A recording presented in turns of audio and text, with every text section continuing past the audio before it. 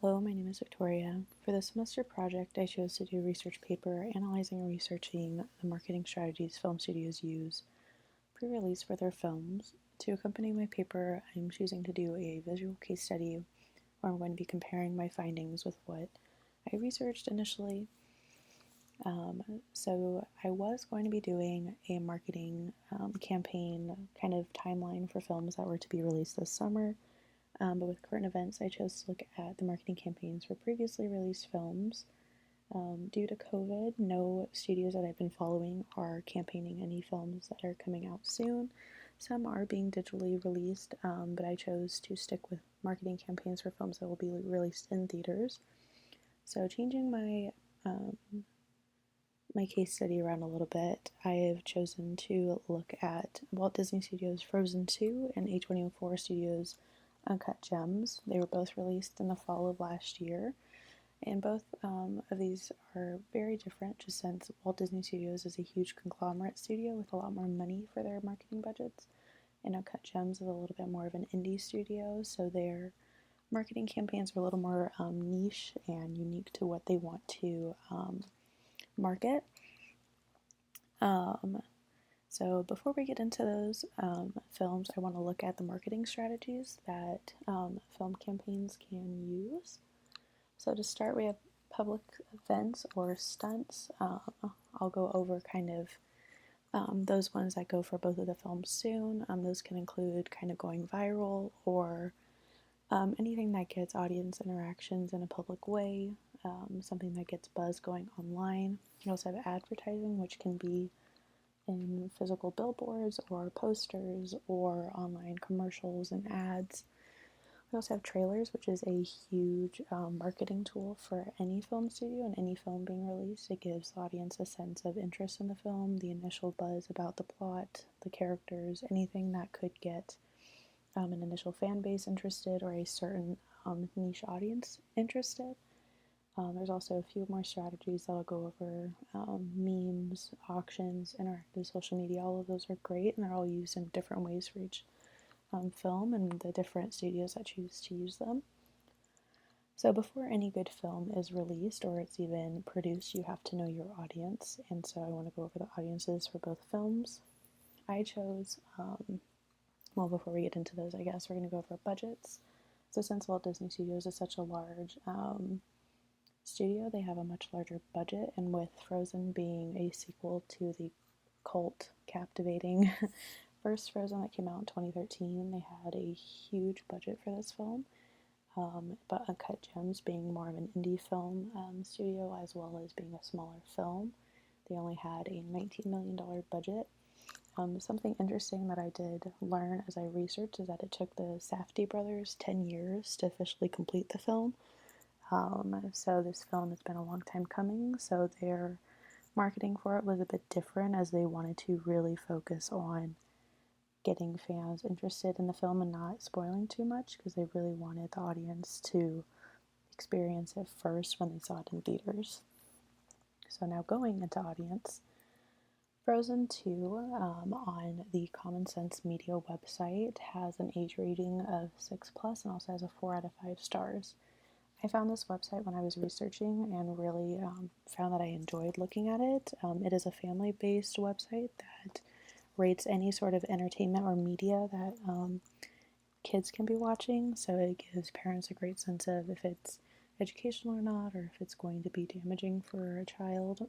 As you can tell in the second box, we have educational values, positive meanings and messages, violence, consumerism. So for Frozen, it obviously has a selection on that from the website, and so it's very good for children. There are a few things that they worry about, such as the violence and scariness, mild sexy stuff, as they claim is with Anna hugging and kissing Kristoff in the film, so it's very minimal. But if we look at Uncut Gems, with it being an R-rated film, it's going to have a different rating.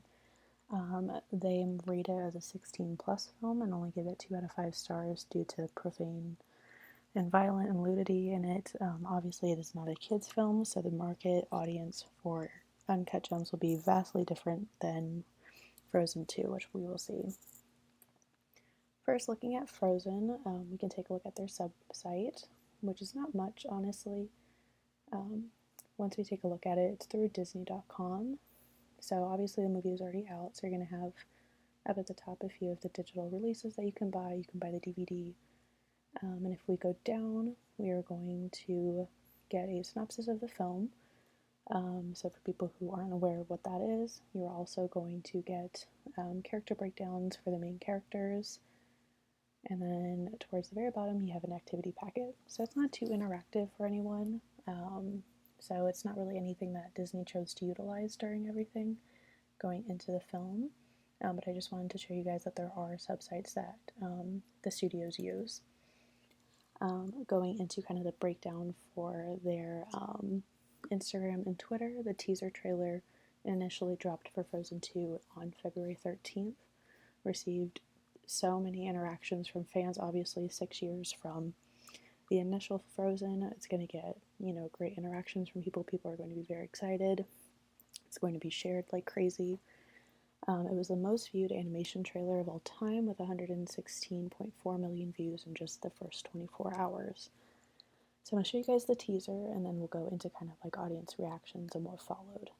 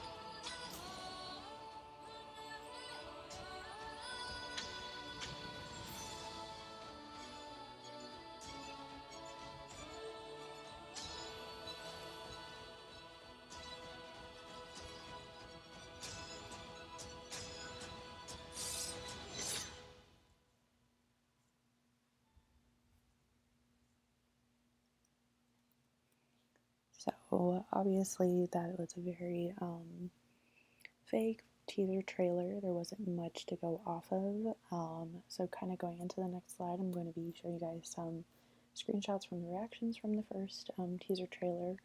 I have a mix of ones from Twitter, from Instagram, and from YouTube, so you can kind of see the different audiences that are on each platform.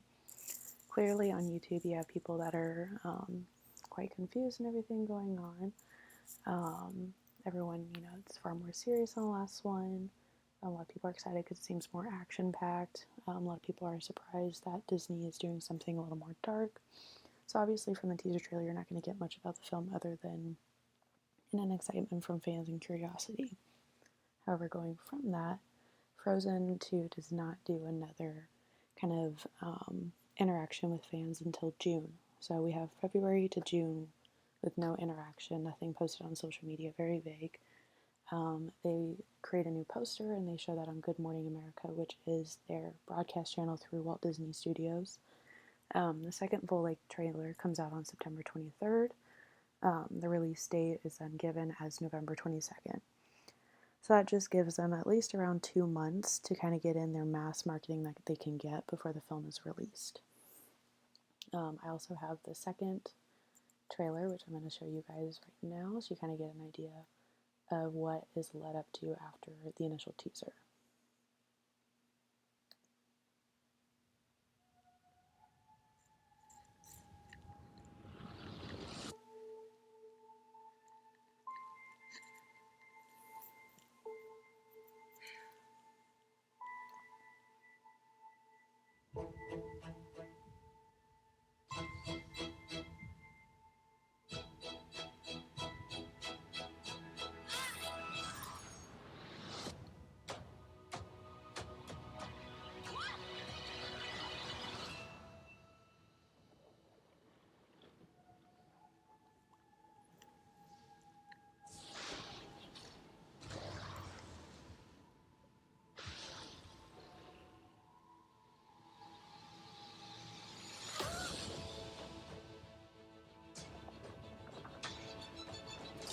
Elsa, the past is not what it seems. You must find the truth. Go north, across the enchanted lands, and into the unknown. But be careful. We have always feared Elsa's powers were too much for this world. Now we must hope they are enough.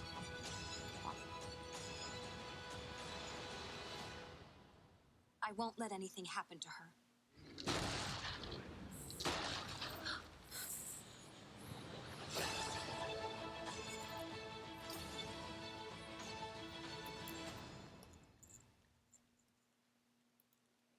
So from that, we don't see the similar reactions as we do from the teaser trailer. Obviously, from February to June, you have a large gap in marketing opportunities.